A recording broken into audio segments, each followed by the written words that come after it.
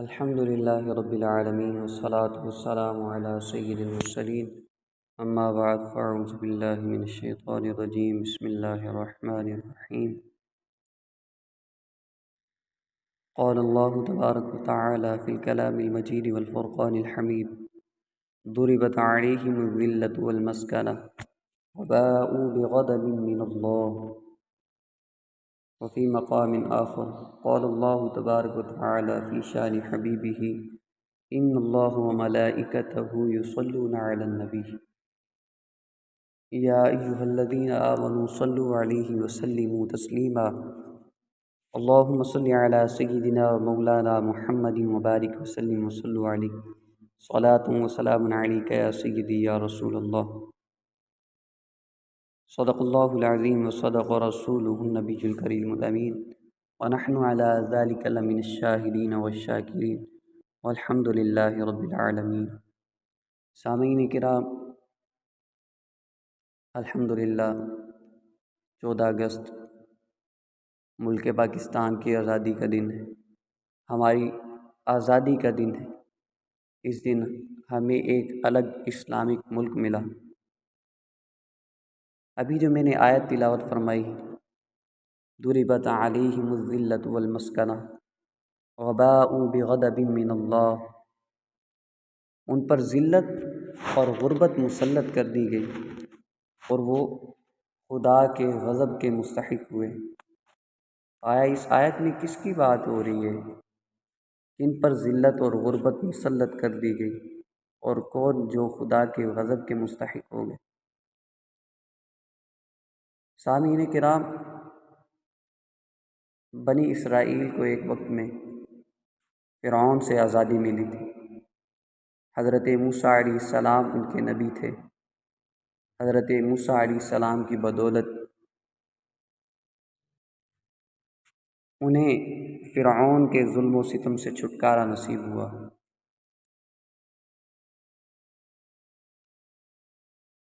ہمیں آزادی کی نعمت حاصل ہوئے 74 سال ہونے والے۔ ہم نے اپنے آپ کا موازنہ بنی اسرائیل سے کرنا ہے۔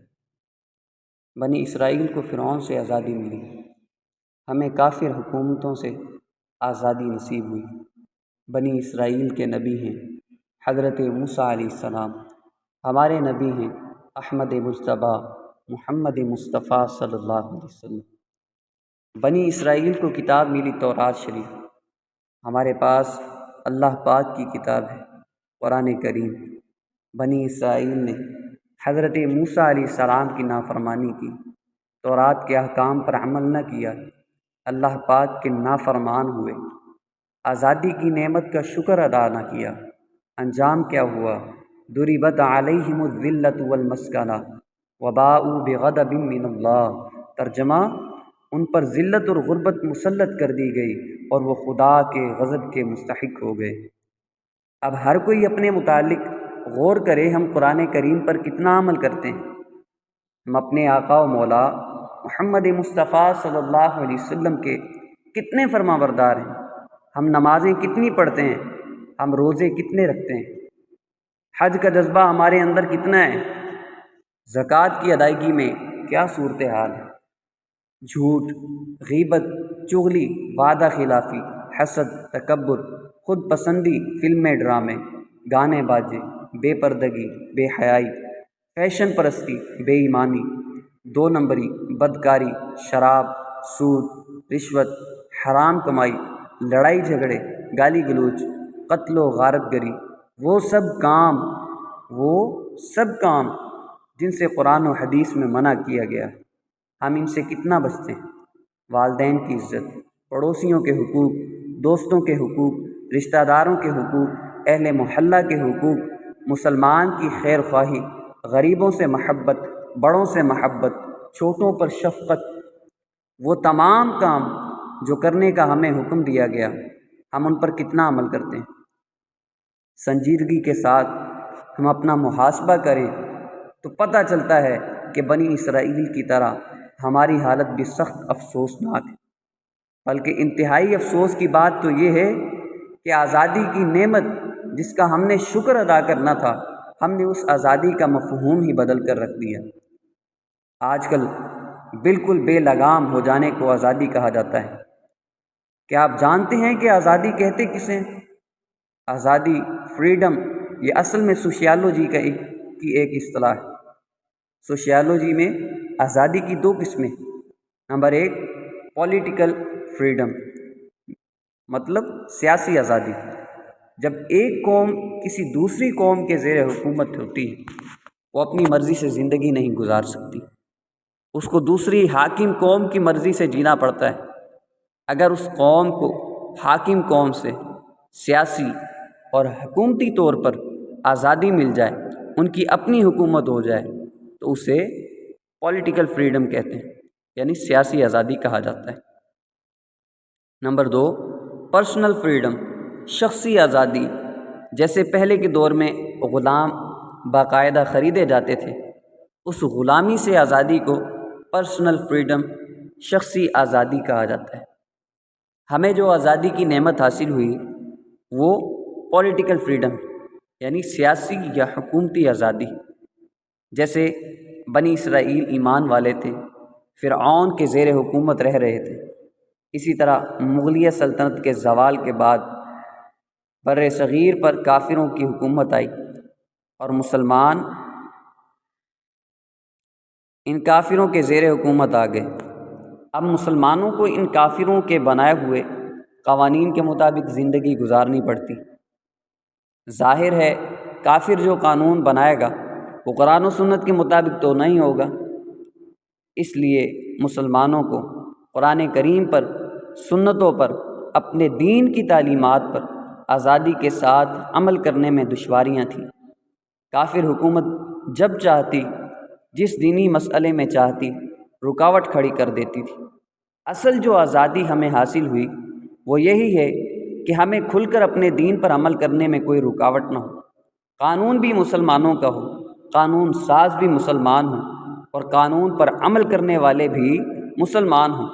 دو قومی نظریہ جو پاکستان کی اصل بنیاد ہے، اس کا مطلب بھی یہی ہے کہ مسلمان ایک علیحدہ قوم ہے، کافر ایک علیحدہ قوم ہے، لہذا مسلمانوں کا وطن بھی علیحدہ ہو، جہاں یہ آزادی کے ساتھ اپنے مذہب کے مطابق، اپنی تہذیب کے مطابق، اپنے علیحدہ طرز زندگی کے مطابق، یعنی قرآن و سنت کی تعلیمات کے مطابق زندگی گزار سکے۔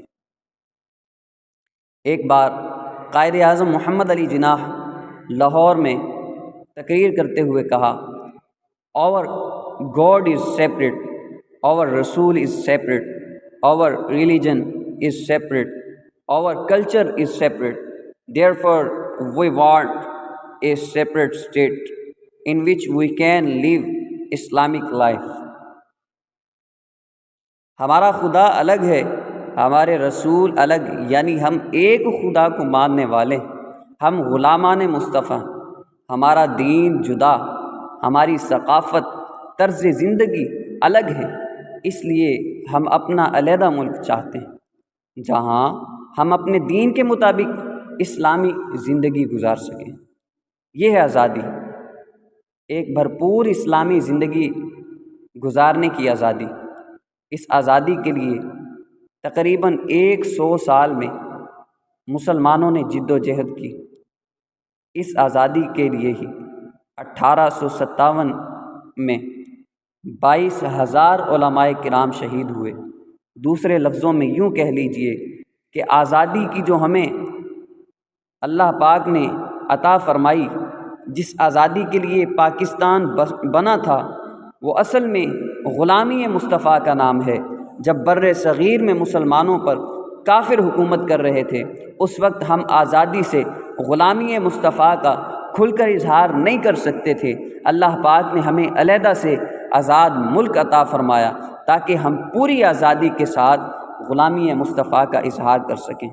ہمیں نمازیں پڑھنے میں رکاوٹ نہ ہو، روزے رکھنے میں رکاوٹ نہ ہو، قربانی کرنے میں رکاوٹ نہ ہو، اسلام کی دیگر تعلیمات پر عمل کرنے میں ہم پر کوئی رکاوٹ نہ ہو۔ ہم آزادی سے قرآن کریم کے مطابق، حدیث رسول کے مطابق، اپنے بزرگوں کی سیرت سے رہنمائی لیتے ہوئے غلامی مصطفیٰ کا بھرپور اظہار کر سکیں۔ اس آزادی کے لیے ہم نے پاکستان حاصل کیا۔ جب ڈاکٹر اقبال نے دو قومی نظریہ پیش کیا، اس پر کافروں اور بعض نام نہاد مسلمانوں نے بہت شور مچایا، جس پر دونوں طرف سے باقاعدہ تحریری اور تقریری مباحثے بھی چلتے رہے۔ اس وقت ڈاکٹر اقبال نے ایک ربائی لکھی۔ اس کے آخری شعر میں لکھا: بمصطفیٰ برساں خویش راک دی ہما اوست، اگر با او نہ رسیدی تمام بو لہبی است۔ یعنی خود کو کھینچ کر اپنے آقا محمد مصطفیٰ صلی اللہ علیہ وسلم کے قدموں میں ڈال دو، یہی غلامی اصل دین ہے۔ اگر یہ غلامی نہ کر سکو تو یہ دینداری نہیں بلکہ ابو لہب کافر کی پیروی ہے۔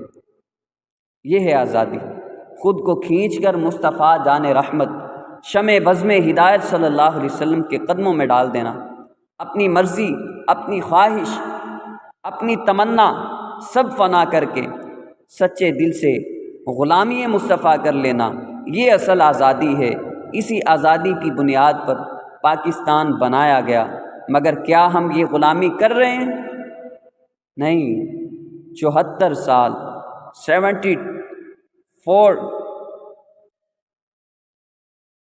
ایئرز 74 سال گزر گئے، ہم نے یہ غلامی نہ کی، الٹا ہم نے آزادی کا مفہوم ہی بدل دیا۔ ہم نے بے راہ روی کو آزادی سمجھ لیا، ہم نے بے لگام ہو جانے کو آزادی سمجھ لیا۔ قریانی کا، فحاشی کا، فیشن پرستی کا نام آزادی رکھ دیا۔ یہ ہرگز آزادی نہیں ہے، یہ تو الٹا نفس و شیطان کی غلامی ہے۔ شیطان سب سے بڑا کافر ہے، کافروں کی حکومت سے چھوٹ گئے تھے، پھر خود کو سب سے بڑے کافر یعنی شیطان کی غلامی میں سونپ دیا اور اس غلامی کا نام آزادی رکھ دیا۔ کیا یہ آزادی ہے؟ نہیں، یہ اصل میں غلامی ہے۔ یہ بات ہمیشہ کے لیے ذہن میں بٹھا لی جائے۔ آزادی صرف اور صرف اللہ پاک کی بندگی سے اور اطاعت مصطفیٰ سے ملتی ہے۔ اس کے بغیر دنیا میں کہیں آزادی نہیں ملے گی۔ جو دنیا کے پیچھے بھاگتا ہے وہ دنیا کا غلام، جو مال کے پیچھے بھاگتا ہے وہ مال کا غلام، جو حسن کا شیدائی ہے وہ حسن کا غلام، جو مقام و مرتبے کے پیچھے، منصب و عہدے کے پیچھے بھاگتا ہے وہ منصب کا، عہدے اور مقام و مرتبے کا غلام ہے، اور جو سب کچھ چھوڑ کر صرف اللہ پاک کی بندگی، اس کے پیارے رسول مقبول صلی اللہ علیہ وسلم کی فرما برداری کرتا ہے، وہ ہر جھنجھٹ سے آزاد ہو جاتا ہے۔ ڈاکٹر اقبال نے کہا: در اطاعت کوش اے غفلت شعار، می شود از جبر پیدا اختیار۔ اے غافل، اطاعت میں خوب کوشش کر کہ نفس کو قابو کرنے سے ہی آزادی ملتی ہے۔ حضرت حبیب راعی رحمۃ اللہ علیہ تابعی بزرگ ہیں، حضرت سلمان فارسی رضی اللہ عنہ کی صحبت میں رہے۔ حضرت حبیب راعی رحمۃ اللہ علیہ نے بکریاں رکھی ہوئی تھیں، انہیں لے کر دریائے فرات کے کنارے تشریف لے جاتے، وہیں اللہ پاک کی عبادت کیا کرتے تھے۔ داتا حضور رحمۃ اللہ علیہ اپنی مشہور کتاب کشف المحجوب میں لکھتے ہیں: ایک روز ایک شخص دریائے فرات کے قریب سے گزرا، اس نے دیکھا کہ حضرت حبیب راعی رحمۃ اللہ علیہ نماز پڑھ رہے ہیں اور بھیڑیا بکریوں کی رکھوالی کر رہا ہے۔ یہ دیکھ کر بڑا تعجب ہوا۔ وہ شخص حضرت حبیب راعی رحمۃ اللہ علیہ کی ملاقات کے لیے ٹھہر گیا۔ جب آپ نے نماز مکمل فرمائی تو سلام عرض کیا، آپ نے سلام کا جواب دیا۔ اس شخص نے عرض کیا: علی جا، آپ کی بکریوں سے بھیڑیوں کے ایسا لگاؤ ہے کہ وہ ان کی حفاظت کر رہا ہے۔ فرمایا: اس کی وجہ یہ ہے کہ بکریوں کا مالک اللہ پاک سے محبت کرتا ہے، یعنی میں اللہ پاک سے محبت کرتا ہوں، اس لیے مجھ سے میری چیزوں سے جانور تک محبت کرتے ہیں۔ پھر حضرت حبیب راعی رحمۃ اللہ علیہ نے لکڑی کا ایک پیالہ پتھر کے نیچے رکھا، فوراً اس پتھر سے دودھ اور شہد کے 2 چشمے جاری ہوئے۔ آپ رحمۃ اللہ علیہ نے دودھ اور شہد سے بھرا ہوا پیالہ اس شخص کو دیا۔ یہ دیکھ کر وہ شخص حیران رہ گیا اور بولا، علی جان، آپ نے یہ مقام کیسے حاصل کیا ہے؟ فرمایا، سید عالم نور مجسم صلی اللہ علیہ وسلم کی اطاعت و فرما برداری کے ذریعے کی محمد سے وفا تو نے تو ہم تیرے ہیں، کی محمد سے وفا تو نے تو ہم تیرے ہیں، یہ جہاں چیز ہے کیا لوح و قلم تیرے ہیں۔ سبحان اللہ، یہ ہے آزادی۔ کیا دنیا میں کہیں ایسی آزادی ہے کہ بھیڑیے بکریوں کی رکھوالی کرتے ہوں؟ ہاں، یہ بات درست ہے کہ یہ حضرت حبیب راعی رحمۃ اللہ علیہ کی کرامت تھی، اور کرامت اللہ پاک کی عطا ہے، کوئی بھی اپنی محنت سے ولی نہیں بن سکتا۔ مگر یہاں جو سمجھنے کا نقطہ ہے وہ حضرت حبیب راعی رحمۃ اللہ علیہ کا یہ فرمان ہے، میں نے یہ مرتبہ اطاعت مصطفیٰ کے ذریعے حاصل کیا ہے۔ معلوم ہوا اصل میں آزادی غلامی رسول سے ہی ملتی ہے۔ کلیات اقبال میں ہے، صنوبر باغ میں آزاد بھی ہے، پابا گل بھی ہے، انہی پابندیوں میں حاصل آزادی کو تو کر لے۔ صنوبر ایک درخت ہے، عموماً کشمیر کے علاقے میں پایا جاتا ہے۔ یہ بہت لمبا ہوتا ہے۔ اقبال نے اس کی مثال دی ہے کہ صنوبر آسمان کی طرف جانے یعنی لمبا ہونے میں آزاد ہے، جتنا چاہے اونچا ہو جائے، مگر پا با گل بھی ہے، یعنی اس کی جڑیں زمین میں قید ہیں۔ اگر صنوبر کی جڑوں کو زمین کی قید سے آزاد کر دیا جائے تو اس کے اونچا ہونے کی آزادی ختم ہو جائے گی، یہ گر جائے گا۔ تم بھی انہی پابندیوں سے آزادی حاصل کر لو۔ چاند پر جانا ہے، جاؤ، ترقی کرنی ہے، کرو، مگر قرآن کریم